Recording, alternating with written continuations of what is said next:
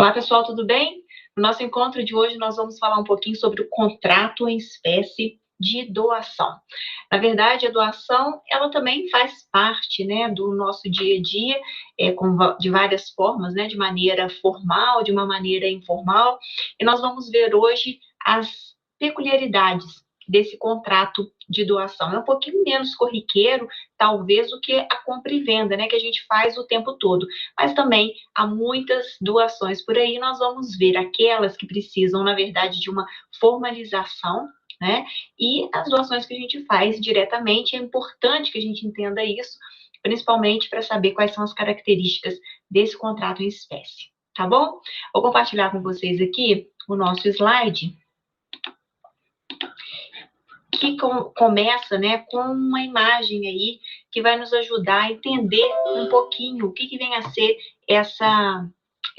esse conceito de doação, né? Então, aqui eu estou trazendo para vocês esse slide, a doação de sangue durante a pandemia, né? Super importante. E aí vocês podem me perguntar, mas o que é isso, né? Elisângela vai estar trazendo aqui doação de sangue, a gente está falando no direito civil, mas na verdade é uma analogia para a gente entender o conceito real de doação, gente. Vocês vão ver que é um ato unilateral, e aí vai ajudar vocês quando tiverem que conceituar a doação, porque é um ato unilateral, ou seja, só uma pessoa doa, né, sem ter a obrigação de o outro ter alguma contrapartida em relação a isso, né? Então é uma obrigação unilateral. Só esse que está doando também, ele vamos dizer, perde, né? Na verdade, muitas vezes, nesse caso aqui, ele não perde. Mas é essa a ideia, né? Um apenas doa, o ônus sai de uma única pessoa, enquanto o outro está sendo beneficiado com isso, tá? Então, esse seria um conceito mais geral, só para a gente poder entender e lembrar um pouquinho mais. No artigo 538 do Código Civil, esse conceito fica muito claro da gente entender, né? Considera-se doação o contrato em que uma pessoa, por liberalidade, ela transfere do seu patrimônio bens ou vantagens para o de outra. Então, aqui, esse conceito, na verdade, ele traz muitas informações para a gente. Vamos tentar destrinchar coisinha por coisinha. Aí a gente vai entender os elementos e as características desse contrato de doação. Então, olha só, doação é um contrato em que uma pessoa, por liberalidade, ou seja, então a doação, ela parte da vontade, né? A gente vai ver que existe o ânimos de doar, ou seja, eu tenho aquela vontade, é uma liberalidade minha, né? E por isso eu vou doar. Então, essa é uma característica, preciso ter essa liberalidade, precisa ter essa vontade da pessoa doar.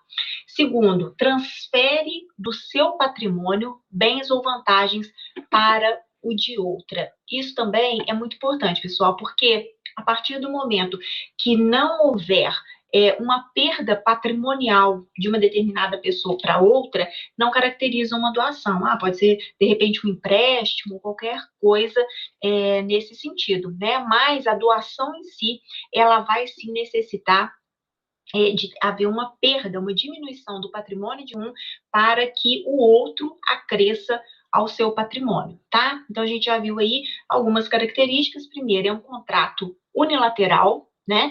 É um contrato gratuito, né? Não há onerosidade da outra parte para poder receber aquilo que está sendo doado para ela, né?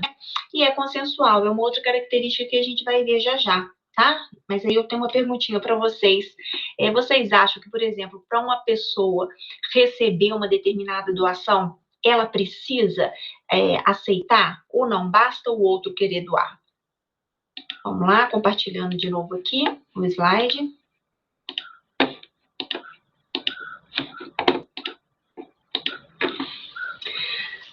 E aí está a resposta, né? Trata-se de um contrato em que uma pessoa, por sua vontade, ela visa transferir do seu patrimônio bens móveis ou imóveis e vantagens para outra. Só que aí, gente, o que acontece? O donatário, que é aquele que vai receber a herança, ele terá que aceitar essa herança, né?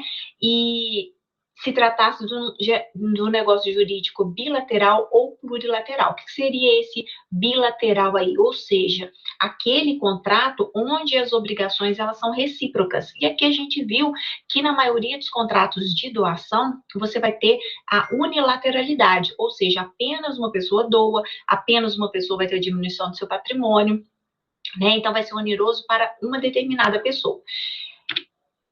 Então, vamos lá. Seguindo, elementos. Ânimos doante, ou seja, eu preciso ter vontade de doar, né? Preciso vontade de ser doador. Diminuição do patrimônio do doador para o enriquecimento do próximo.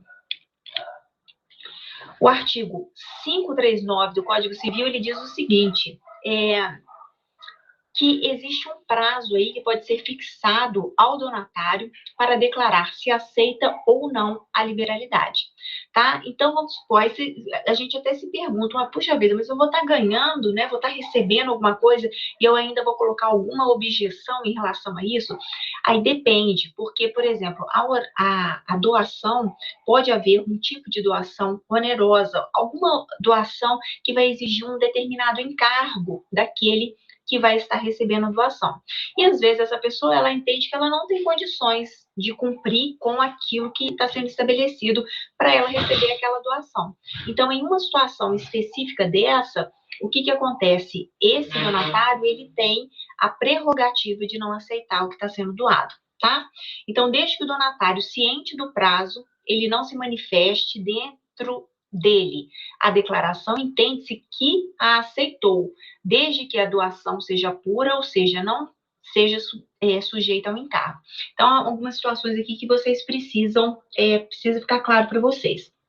Então, esse donatário, ele pode aceitar tacitamente a doação se for uma doação pura e simples, ou seja, aquela doação que não vai exigir um determinado encargo do doador, tá? Agora, se essa doação exigir um determinado do donatário, né? Aí esse donatário, ele só vai receber mesmo se ele manifestar aceitando. Tá? Esse silêncio do doador, ele traz uma presunção relativa de aceitação, no caso da doação pura e simples, aquela que não vai gerar encargo. Inclusive, dispensa-se a aceitação expressa quando se tratar da doação pura feita em favor do absolutamente incapaz, tá? Agora, se for uma doação por encargos, isso não se aplica.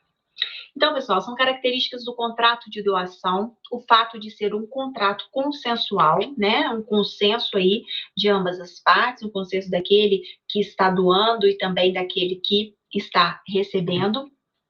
É um contrato formal, né, pode haver as doações, por exemplo, a gente vai ver que doações por bens móveis, né, elas não precisam ter determinada formalidade, né, dependendo do valor. Agora, quando a gente fala, né, de bens que realmente tem um valor maior agregado, aí isso precisa ser formalizado. Então, essa doação solene, ela ocorre no caso de doação de imóveis com valor superior a 30 salários mínimos. Lá, pessoal, no artigo 541 do Código Civil, parágrafo único, diz que a doação de bens móveis de pequeno valor poderá ser verbal seguida de tradição. É o que, na verdade, vem aí corroborar para isso que eu acabei de falar para vocês, tá? Se for alguma coisa bastante simples, né, que não precisa realmente, que não vai trazer aí um envolvimento com patrimônio muito grande e tudo, a gente vai até ver que no caso da doação, né, essa questão patrimonial, a pessoa ela não pode se despir totalmente do patrimônio que ela tem, né, preciso ter um mínimo para poder garantir um mínimo existencial para essa pessoa, né, constitucionalmente respaldado aí, mas o artigo 541 diz isso, que se for uma doação de bens móveis de pequeno valor, ela poderá ser verbal aí, seguida da tradição. Tudo bem, gente? Então, agora, entendida essa parte, né, conceitual, né, dos elementos, essa parte conceitual do que vem a ser doação, né, contrato unilateral, um contrato gratuito, um contrato onde não existe ou seja, um contrato onde existe essa vontade de ambos, onde você tem o ânimos de doar, né, que é muito importante, sendo que você precisa que o outro aceite em caso de uma doação onerosa, o que vai implicar também uma diminuição do patrimônio daquele que está doando, né, e o enriquecimento daquele que está recebendo. Então, isso tudo é característica do contrato de doação, tá bom? Existem tipos de doação e é isso que nós vamos ver agora.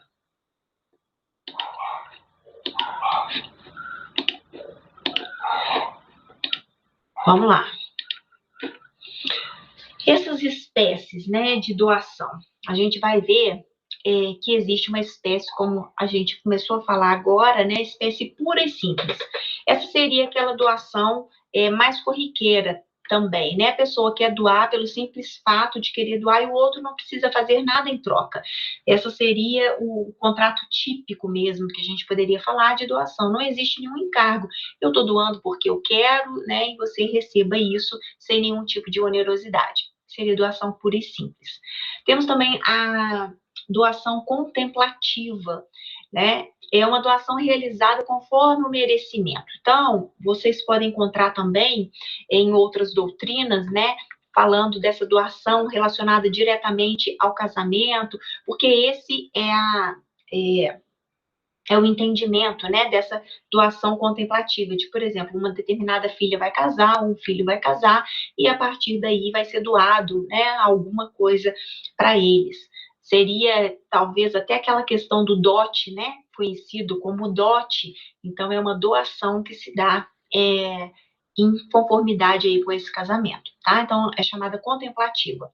A gente tem também essa doação remuneratória. Essa doação remuneratória, ela é interessante porque ela vem, na verdade, como se fosse uma recompensa mesmo, né, por alguma coisa que foi feita por determinada pessoa. Então, vamos supor que você esteja numa situação difícil, quase morrendo, né, numa praia, afogando e tudo, e de repente, lá da areia, sai um salva-vidas muito prestativo, que já estava vendo que você estava passando aperto lá, tentando sair, né, e nas praias do Rio de Janeiro, né, onde a gente tem uma correnteza grande ali, e aí esse salva-vida imediatamente, ele vai até essa pessoa que está lá passando aperto e retira essa pessoa do mar. Ela fica tão grata, né? E vamos supor que seja um magnata, cheio de dinheiro e tal, que ele vai e faz essa doação chamada de remuneratória, né?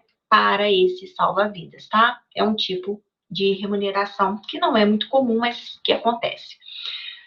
Temos também, gente, a doação modal ou a doação mediante encargo. É aquilo que eu estava falando para vocês. Às vezes a pessoa recebe uma determinada doação e ela acaba falando o seguinte: olha, seria ótimo, né, se eu pudesse cumprir com esse encargo que me foi estabelecido aqui. Nem sempre isso é possível.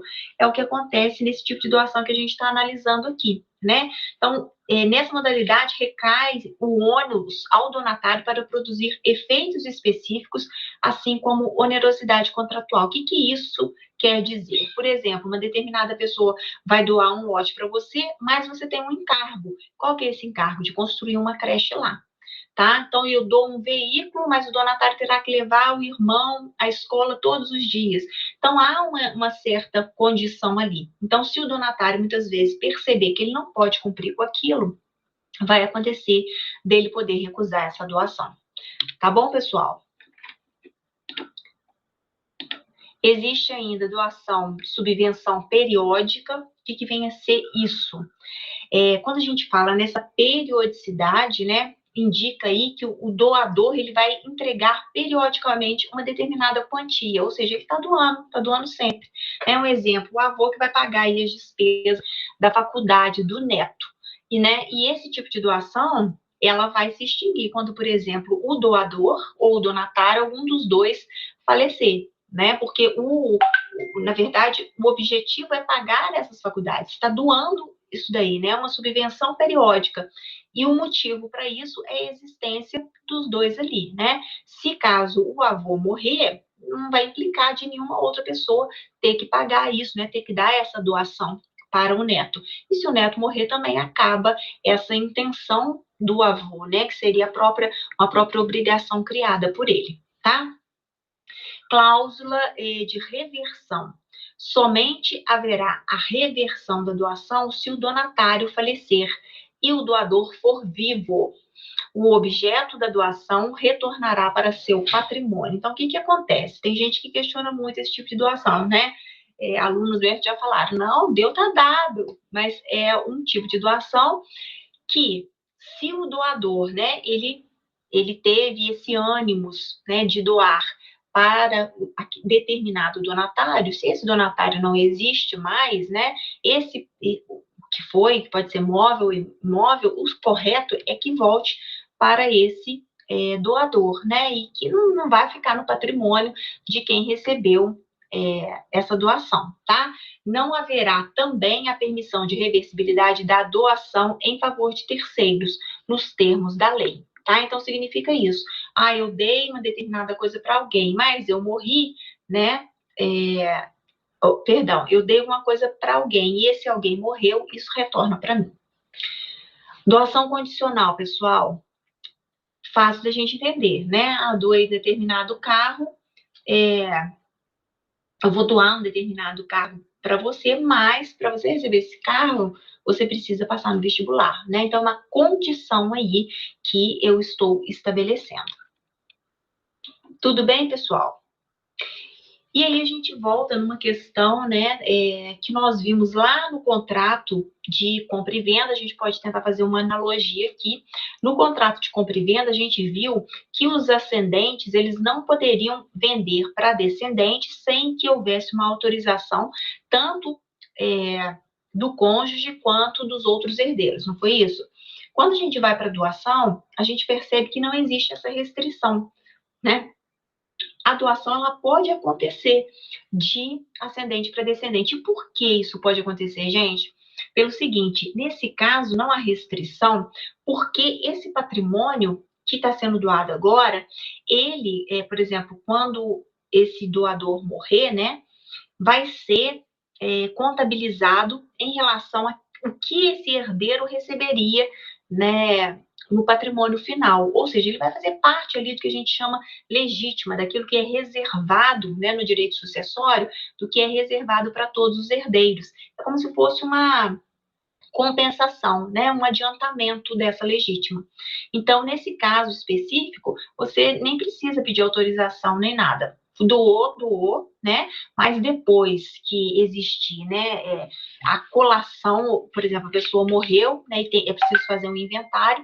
Nesse inventário vai ser feita uma colação, ou seja, os bens que foram recebidos, né, anteriormente por doação, eles todos têm que entrar nesse inventário para ver, né, para contabilizar e ver o que esse donatário ele teria direito agora, para que os outros herdeiros também não sejam prejudicados, tá bom?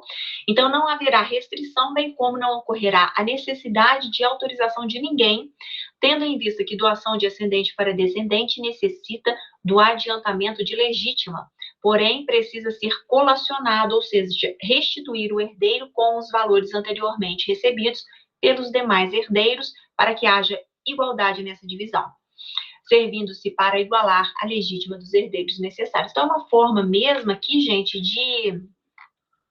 de proteger, né, os demais herdeiros, para que todos tenham aí um tratamento igual, que também é um preceito constitucional, né, que os filhos eles tenham que ter um tratamento igual. Então, a mesma preocupação que existe, né, no código lá, como nós vimos no contrato de compra e venda, a gente também observa aqui no contrato de doação.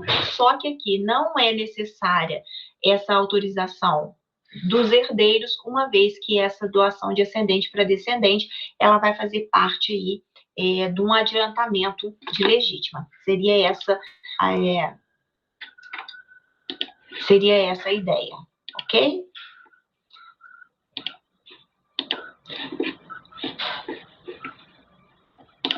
Vamos lá?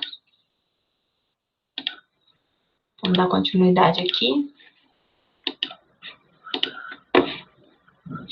E temos também a doação conjuntiva, pessoal, que é a doação realizada por múltiplos donatários, né? São vários donatários, O contrato ele não estabelece cota a receber entre os donatários, presume-se que a divisão é igualitária. Né? Então, quando você quer doar não só para uma pessoa, mas você quer doar para várias outras, seria conjuntivo. Eu vou doar um determinado terreno meu, mas para várias pessoas ali construírem o que elas quiserem. Então, é denominada essa doação conjuntiva também. Doação por entidade futura, né? Será possível a doação de pessoa jurídica que ainda não exista, devendo ser constituída no prazo de 2 anos, tá? Então, por exemplo, eu quero doar uma determinada sede, né, para uma fábrica que será construída daqui a tantos anos e que vai dar emprego para muitas pessoas. É uma forma também, né, das pessoas contribuírem aí. Então, pode ser uma doação de por uma entidade também futura. Doação para nascituro também existe, né, mas, obviamente, você vai ter aí o representante vai ter que aceitar, né, cabendo, entretanto, aguardar até que nasça com vida, para que se produzam os efeitos jurídicos da doação. Então, enquanto o bebê ainda está lá na barriga, ele já ele já tem aí o direito, né, de receber essa doação, uma vez que o seu representante, ele aceite essa doação. A partir do momento que essa criança nasce, os efeitos jurídicos, eles passam a ser produzidos, tá? E aí vem uma questão bastante polêmica, né, gente? Afinal de contas, né, deu tá dado. A gente ouve bastante falar isso, mas a gente precisa entender também que a revogação da doação, ela existe, né? Então, uma determinada pessoa doar uma casa, ela pode doar um carro, e dependendo da situação que foi enfrentada, ela pode também revogar essa doação, tá? Então, são 2 casos que a gente vê essa revogação da doação, né, no caso de uma ingratidão do donatário, ou também de uma inexecução do encargo, né, isso está lá no artigo 555 do Código Civil. Quando a gente fala dessa inexecução do encargo, lembra que a gente falou que, por exemplo, às vezes uma determinada pessoa, né, vai doar alguma coisa, mas ela coloca um encargo, aí eu dou se você fizer isso, né, eu te dou o terreno, mas você precisa construir a creche. E aí você pegou o terreno, mas você não construiu a creche, então eu posso revogar essa doação. Da mesma forma, a questão da ingratidão, né? O que pode ser essa ingratidão? Você pode caluniar uma determinada pessoa, né? Você pode injuriar essa determinada pessoa, né? Tudo isso é visto como uma ingratidão, né? Teve um caso, não sei se vocês se recordam, que as pessoas sempre levavam para esse caso de revogação da doação, não era caso de revogação de doação, até porque não houve a doação, mas muito se falou, principalmente a mídia, do caso da Suzana Richthofen, né, que ela matou os pais junto com o namorado, e aí, só que o patrimônio era um patrimônio bem considerável, né? Que tinha o pai dela, e tinha ela e acho que mais um irmão. E na época falava-se muito que se realmente aquele patrimônio já tivesse sido doado, que era um motivo de revogar o patrimônio, justamente por essa ingratidão aí do donatário. Tudo bem, pessoal? Entendido até aqui? Então, na próxima aula, a gente vai ver essa questão da nulidade da doação, né? Já vou adiantar para vocês, a gente já tinha falado um pouquinho disso, que o que acontece? É proibida essa doação universal de todos os bens, né? Então, a Constituição Federal, ela também vem nos proteger em relação a isso. A dignidade da pessoa humana hoje talvez seja, né, um dos princípios mais importantes, um dos princípios um dos fundamentos mesmo, né, da nossa Carta Magna, que precisa ser respeitado. E quando a gente fala nessa doação, que ela não pode ser total, o princípio aí que está sendo resguardado é o princípio da dignidade da pessoa humana, né? Então, é preciso ter um limite para que a pessoa ela possa ter uma determinada renda, para que ela possa arcar aí, né, com as suas despesas, que ela possa, na verdade, manter a sua dignidade, né? Ter o mínimo existencial para que ela tenha roupa, para que ela tenha um lugar para morar, para que ela tenha como comer, né, como se alimentar, enfim. Essa doação universal, né, que pode acontecer de várias formas, né, inclusive por meio de golpes, ou fraudes, né, ela pode sofrer uma nulidade, tá? Por conta disso, baseada aí no princípio da dignidade da pessoa humana. Tudo bem, pessoal? Bom, no nosso próximo vídeo, nós vamos dar continuidade aí na doação, vamos falar um pouquinho mais dessa nulidade, né, das possibilidades de nulidade e possibilidade de anulação das doações. Vou trazer também uns exercícios para vocês entenderem como que é a aplicação de toda essa teoria na prática, ok? Até lá, muito obrigada pela atenção.